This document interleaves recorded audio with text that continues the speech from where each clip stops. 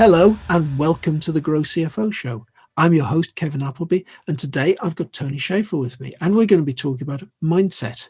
We're going to be talking about pushing through to the edge of your comfort zone, and we're going to be talking about how to avoid procrastination. So it's a very, very interesting set of subjects.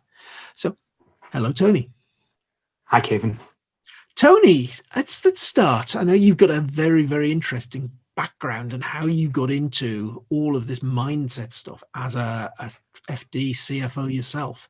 Can you tell me a little bit about how you got to the position of being a coach in all of these sorts of areas? Okay, so my background is I'm qualified chartered accountant. I trained with Grant Thornton, did audit, and then after that was corporate finance, and then I left and moved to work in industry, where I spent a few years working for Safeway, and then I worked for Virgin Media, and then I left Virgin Media and worked for WPP Ogilvy for circa 10 years as a finance director. And what I saw, I was there for about 10 years, and I sort of around maybe sort of 8 or 9 years, and I realized I wanted to do something different. And I was quite happy there, but it was I just felt I'd been doing the same job for quite a few years, and I wanted to try something different and see what other opportunities were out there. And I got put in front of me opportunities around doing similar things, working for other big networks. And it wasn't that I didn't enjoy it there, but I wanted to try and see if there was something that actually was a good different role for me. So I got an opportunity to go and work at a tech startup as a CFO. And that was very different. There was a lot of challenges. It was certainly very different to the blue chip world. There's a lot of challenges around there. And I was there for about 18 months, and I learned a lot there. But I realized maybe a year or so in that it wasn't really what I wanted to be doing full time. It wasn't really the thing that it wasn't the different thing that I thought that I wanted to be doing. And after maybe been there for about a year or so, unfortunately, my dad passed away. And it was sort of one of those moments that made me have a bit of a reflection on, right, what do I really want? What's it all about for me? And I decided, I sort of realized actually there'll come a point where I was sort of like early 40s, and there'll come a point where actually I sort of think, right, okay, my career will be over in X period of time, but I want to be doing something that I want to be doing. And my career had very much been, a sort of typical going to university, getting a job as a chartered accountant and progressing up the finance ladder. And it had been a very sort of traditional, conventional finance route, if you like. Yes, I guess many of us have. I mean, I can absolutely see that. That's the same as me. Degree in economics and accounting, joined BDO, qualified as an accountant, went off and got my first job as a business accountant in industry. Yep, those train tracks. Yeah, and I think, as you say, Kevin, probably so many people go down that similar route. And almost it becomes, the more senior you get, the harder it becomes to move away from it. You almost, to a certain extent, are, if you like, subject golden handcuffs. The term comes to mind in terms of actually you become senior. You've got that level of experience, responsibility, and clearly compensation, and it becomes harder to move away from that. But one thing that I'd sort of noticed, I'd always been quite interested in self-development. And one of the things that I noticed, particularly when I was at Ogilvy for about 10 years, that actually what I started realizing was that it wasn't so much about knowing how to do the jobs and the technical aspect of the role that made people progress and made people really stand out. Because I realized that actually when you got to that certain level, those sort of things were almost taken as read. It was almost taken as granted. Okay, well, we know you can do the job. We know you can do the technical aspect. We know how you'll be able to manage the month end properly, do the forecasting, etc. All those sort of things. And But it was actually, by the time you've got to that sort of level, you've got your number two and the rest of the team doing all the month end, doing the regular forecast. All they're doing, giving you bits of paper with the numbers on. absolutely, and ensuring that the business is running in the right way, and almost that even, you know, negotiating with banks or negotiating with clients, all those sort of things, they were almost sort of taken as read that actually you could do that. So, and I started to realize that actually the mechanics of the role were only sort of a small percentage, maybe, I don't know, 15-20% of what makes a good FD, what makes a good CFO. Actually, the larger part of it was actually the psychology, was the mindset around how you approached things. So when challenges came, how did you respond to them? Did you embrace the challenges? You know, when there was that element of uncertainty, did you embrace it or did you try and avoid it? And those sort of, the more I realized that, particularly working in a large organization where you see different personalities and different people working in different ways, I started to realize that that was the case. And as I said, when unfortunately my dad passed away, it made me start to realize that actually you only get one life. You only get one shot of this. What do I really want to do? And I'd always been interested in the self-development. So what I did was I hired myself a coach and I did a coaching course, because actually I wanted to start being able to help other people in some of the challenges that I felt would hold me back in my career. Yeah, and that's an interesting one. You're talking about your father dying and being a point that you really reflect on.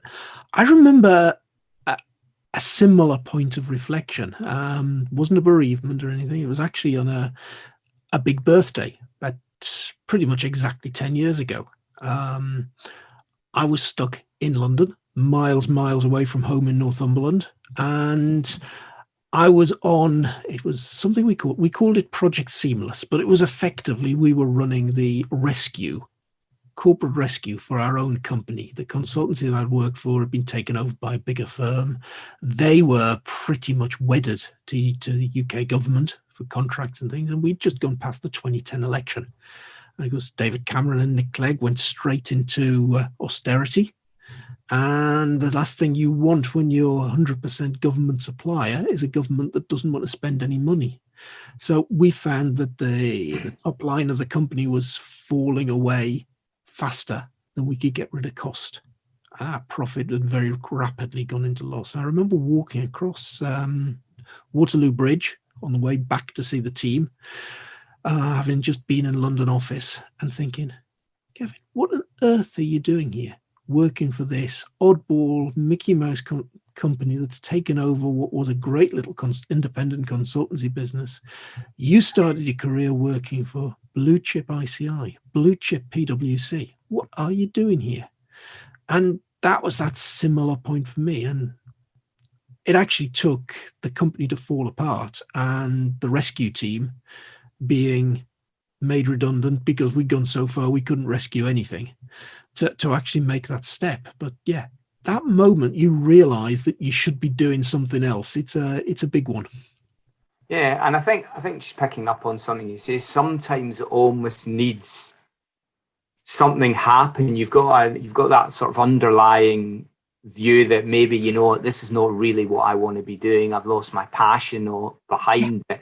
And it almost sort of, when things are just all right, they're not great, you probably don't do that much about it. Almost takes that situation whereby things become really bad, or you get that sort of bigger life moment, as I maybe had. But you take those things like, actually, maybe the company doesn't do well, it is not doing well. So actually, you're almost sort of backs to the wall. I've got to do something about it. I've got to have a bit of change here. Something's got to change, because actually it can't continue in the way that it has been. Whereas when it's sort of just going all right, but not that great, there's probably less impetus for you to really force through that change. Yeah, absolutely. So, okay, you made the change. What happened next? So I left I left the startup that I was working for, and I thought, right, okay, I will start doing I didn't have anything to do, and I started no job to go to, and I started thinking, right, I'll do some FD consultancy on a part-time basis, maybe pick 1 or 2 days a week. And I started working and speaking and having coaching conversations with people. And I've been predominantly focusing on working with senior finance professionals, principally because I understand that world. That's a world that I've been in for however many years. And what I found was, and whilst a lot of, the aspects of mindset, they are universal and it's not necessarily specific to a particular industry. What I found was that the more conversations that I had, the big thing, there's sort of like two things that people want when they're having that coaching conversation. One is to have someone that they feel they can really open up to, they can trust, and they can sort of maybe be a bit vulnerable. But the other thing is that they can feel that they're really understood, that the person really gets what they're talking about, where they're coming from, the challenges they face, and what's really going on in their mind. Yeah, and from that point of view, Tony, I've got a very, very clear belief that if you're a CFO, an FD, and you want coaching and mentoring, the best person to get it from is another CFO or FD. Yeah, absolutely, because there is that aspect of the person is more likely to be understood and feel understood. And I think, there's sort of slight nuances between the mentoring and the coaching, and the mentoring is more on the advisory aspect of things and telling actually people, right, okay, well, you've got a problem. I would suggest you do this. I would suggest you do that. Whereas a lot of what I do around the non-directive coaching is maybe trying to help them get clarity on what it is that's really holding them back, what the real challenge is, and helping them and almost sort of playing it back to them, but helping them come up with the answers themselves. Yep. Because very often there will be certain situations where mentoring is really more appropriate because they really don't know and they need that guidance from someone more experienced who can actually give them suggestions and things that they maybe wouldn't be able to work out or realize themselves. But a lot of when I'm having more of the non-directive coaching conversations, it's more about they've got something that's holding them back. There's maybe something there's a fear, there's unhelpful habitual thoughts that are going on in their mind. And it's what do those thoughts, where are they coming from? Where are they coming from? And what are the consequences of them continuing to hold on to those beliefs that are holding them back? And how could they best replace maybe those unhelpful habitual thoughts with something that would help them more in pursuit of their goals? Yeah, so without mentioning names or personalizing it, give me an example of what sort of issues somebody turning up to talk to you might have. So, people talk about quite often. People will talk about uncertainty. Yeah, and going for maybe moving themselves. So I've in the past worked with a client who talked about having a particular wanting to progress within the organization in their career. We're working for a large organization, and an opportunity came up for them to apply for a promotion. And I was having a conversation with them, and they started telling me that they weren't quite sure whether they should apply. And I was trying to understand a bit more, because they'd in the past been talking about how they did want this promotion and how they were really they were looking to get promoted at some point and were looking to take a step up. However, when this situation arose, when the opportunity arose, they all of a sudden were retreating and were thinking, I'm not quite sure whether I should even be going for this. And when I started getting under the skin of what was really going on, there was that uncertainty. They were a financial controller, and they were wanting to progress to an FD. They weren't quite sure what the role involved because they'd never done it before. They weren't 100% sure that they could definitely do it, but you're never going to know, are you? I mean, that's just, you're never going to know that sort of thing. I guess that's where procrastination comes into this, Tony. That you've got that piece of uncertainty you don't quite know, so therefore, rather than doing something, you do nothing. Absolutely. And what invariably happens in a situation like that is the pain, because what you're trying to do is avoid that pain. And in this particular example, it was like, I don't really quite know, and what happens, I might fail, it might not work out in the way, and I'm sitting in the sea, I'm having to take myself out of my comfort zone. And what invariably happens in a situation like that is, yes, there will be, if you take that step up, there will be an element of discomfort, there'll be an element of pain, if you like, where you're not completely sure about what you're doing, and whether or not there'll be that element, that not honeymoon period, but that initial period where you're trying to find your feet and thinking, right, to prove yourself that you can do it. And that's natural. That's that, people talk about having imposter syndrome, for example. Yeah. And people will very often say, imposter syndrome's a bad thing. And in certain instances, actually, it's possibly not such a bad thing, because it actually shows that you're making progress. It shows that you're taking yourself out of your comfort zone, and actually you're taking that step up when actually you're not 100% sure that you can do the job. But if you decide, as you were sort of saying, you procrastinate and you end up doing nothing, you have this underlying frustration that just trickles on in the background, that actually you've got this frustration, you're not fulfilling your potential, you're not really doing what you want to be doing. And whilst the pain might not be such that it forces you to really take action, there's this just constant underlying annoyance at yourself, frustration at yourself, that you're not really fulfilling the potential that you could be, because you're more worried about the potential future consequences of not getting it right. Yeah, and I mentioned that particular moment in my career of walking across Waterloo Bridge and thinking, what on earth am I doing here? And I reflect on that. That in reflection was total procrastination. I look back and realize I should have left that organization maybe 2-3 years before I did.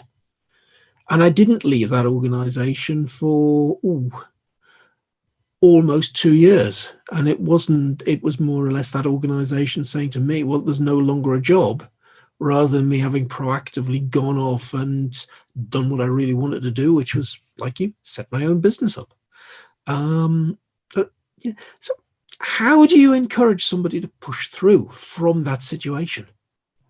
So in a situation like that, for me, if I was having a conversation with someone around that, it'd be a case of trying to understand what is it that's really holding you back. What's the real, in that example, maybe what's the real underlying fear?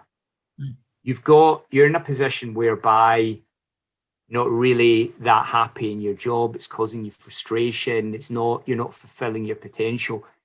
You know that actually you want to be doing something different.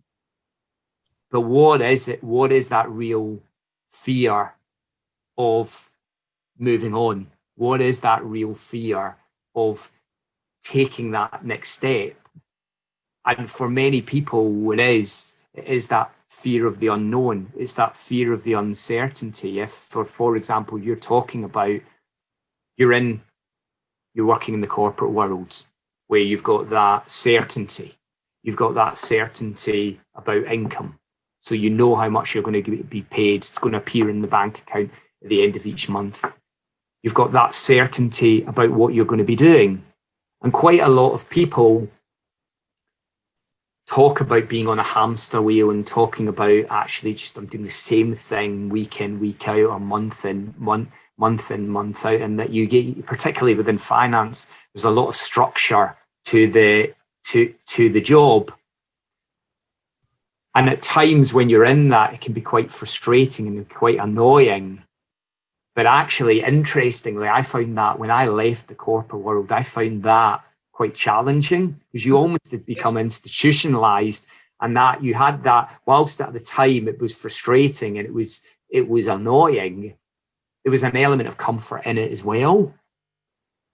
Whereas, so if you're leaving a lot of those things behind, and you've also got a support structure there when you're in a corporate, whereas actually when you leave that to go and do something for yourself, it's very different. You're on your own. It's, what am I going to? There's no one telling me what to do, and there's no one guiding me. You know, even when you're an FD, it might not be people telling you on a day-to-day basis what you're doing, but you're guided. You're guided by, you know, when I worked for one of the big networks, you knew what you had to be doing. You knew presentations that had to be made by a certain point. You knew that you know, numbers had to be delivered by, you were being guided by a certain, you know, in a certain way by certain people. Whereas when you're on your own, when you're working for yourself, it's very different. It's really up to you to actually, you know, do or not do what you can or what you choose. And for certain people, or in, you know, at certain times that's very liberating, but at other times that's actually quite, you're taking yourself out of your comfort zone if you've been living and working in the corporate world for 20 plus years. It's interesting. One of the best business books I've read in the last couple of years is by a guy called John Lamerton. Now, John's not a finance guy like us, but he's running his own business. And John has as one of his key values that he does what he wants, when he wants, if he wants. But when you actually dig under that and see what he puts in his book is called Routine Machine. And you know what? He's put all of those disciplines in place that you and I would be familiar with as accountants. You know, it's this time in the morning, therefore I'll do that. And though he said he's got all of this freedom, he's actually put that huge structure around him to get stuff done. Yeah, absolutely. And I think it is about building, you know, habits and building routines that will suit you and will suit the way you want to work and the way you operate. And I think the beauty of, I suppose, working for yourself is you've got more flexibility about doing that, and you can build the structure that best suits you. We've moved away from that CFO role a little bit, but isn't the same thing somewhat true? You're financial controller, you're head of finance, and therefore you were used to that real drumbeat of the finance function all of the time. Is one of the things that actually is a problem when you become FD or CFO, that drumbeat isn't quite there in the same way. Somebody else is doing it, and you're kind of out of that loop a little bit. Is that one of the things you think it's mindset? Yeah, I mean, I think it's I've never really thought about it like that, but it's an interesting perspective, because actually what I'm taking from what you're saying is, as an FC or a head of finance, more of the role requires reactivity. Yes. You know what you're doing. You've got that structure in terms of the certain things that you have to be doing by a certain date, which are relatively predictable on a month-by-month basis. Yeah. Whereas as a CFO or an FD, there'll be elements that require reactivity based on the wider business and decisions that have to be made. But there's quite a bit of proactivity as well. And that's where you get the change out of your comfort zone. Having absolutely. To be so much more proactive rather than reactive.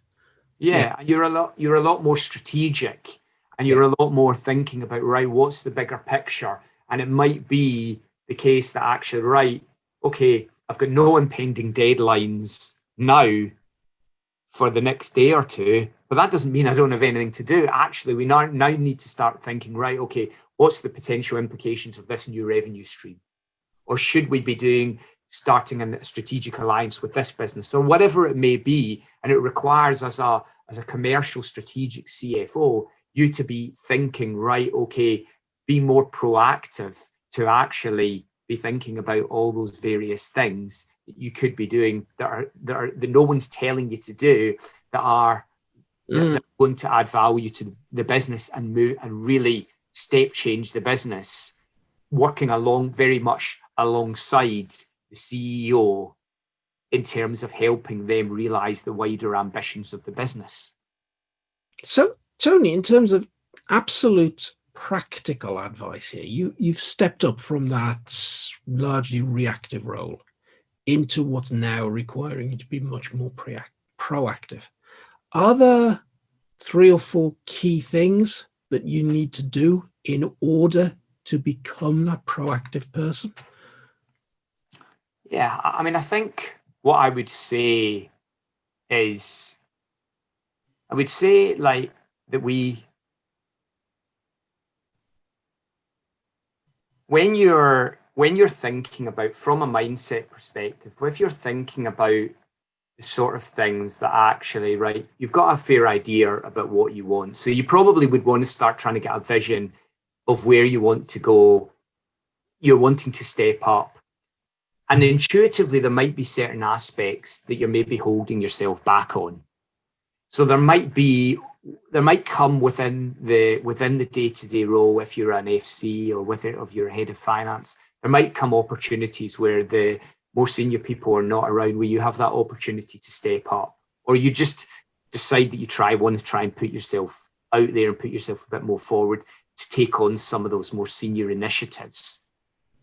If you find yourself stopping doing that, ask yourself why.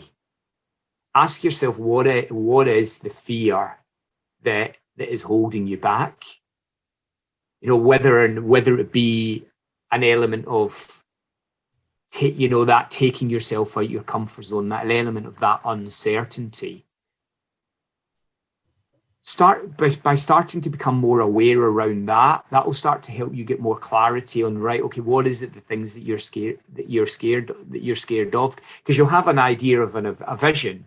But if we're talking about the mindset being the things that are holding us back, there'll be maybe an underlying fear, or maybe a limiting belief about yourself, that actually you might have a belief that actually, well, I'm not capable of being an FD. I'm not capable of being a CFO. And if you tell yourself that, you're probably right. But actually, by starting to question, okay, well, where does that belief come from? Why am I not able to operate that at that level? You might find that there's certain beliefs within there that are not necessarily true, that you've just told yourself that they are true, but actually when you get under the skin of it, you find they're not. So for me, I think starting to become awareness is quite important in terms of actually that aspect of what's your internal dialogue telling you? What sort of stories are you telling yourself that may not be helpful? Another thing that I would say would be around sort of maybe starting to develop a bit more gravitas, and thinking about, if you've got, let's just say you're operating at an FC level, start to consider and look at and maybe mirror the CFO. If you're sort of feeling actually, okay, well, I wouldn't mind stepping into their shoes further down the line, start to try and sort of look at what they do, which you think is actually is generating gravitas. It gives them that credibility at that more senior level. Because very often, the difference between the FC or the FD or the FD and the CFO is how they turn up. It's how they're perceived by others. Not necessarily, as we talked about, about technical ability. But by starting to become more aware of, right, okay, well, how do they respond, and watching the way they respond, watching the way react to certain situations, and maybe asking yourself, when you get such a similar situation, asking yourself, how would so-and-so respond? How would so-and-so, and by asking yourself that, you're starting to reframe the way you would automatically respond, as opposed to going into an automatic response the way you've always done it. You're starting to ask yourself, how would they respond? That makes a huge amount of sense, Tony. And those are 3 or 4 very, very powerful things that you can certainly do. I'm conscious that actually that last one of how would such and such person respond is one that I've used quite a lot, and I've almost got a mini boardroom sitting in my brain. Yeah, depending on the situation. And I think about, my dad was a chartered accountant in public practice. There's a lot of things that says, what would Dad do in this situation? I got heavily into learning about internet business, and that's one of the reasons that Dan and I are working together. And there are a couple of gurus that I work with in the early days of experimenting with things there. And it'd be, what would Jason do in this situation? And things like that. I think that's a very, very powerful one, certainly. Yeah. Yeah. And I think the beauty of that is sometimes by thinking about that, it allows you to slightly depersonalize it, and it allows you to think about it from a slightly more rational perspective, because you could be caught up in, like, let's just say you're an FC and the CEO has come to you with a particular question. When you're asked that question, you're probably thinking about it very much from your perspective. You're probably thinking about, okay, I've got to make sure that I don't say something stupid. You might hold back on saying something which you intuitively feel is correct, but you hold back because you're not 100% sure, and you maybe play safe and err on the side of caution by doing it. But actually, if you can maybe ask yourself, how would so-and-so respond, then that sort of makes you think less about what you're worried about, and you've got that slightly more objective view that actually, well, that's how I believe they would respond. So actually, I can be pretty confident that that's a sensible, logical, beneficial way to respond. Absolutely. And Tony, that has been absolutely fantastic. I think there's loads in there for our listeners to get their minds around, and certainly get your minds around your mindset. Great way to end. Tony, and thank you very much. I've very much enjoyed the conversation.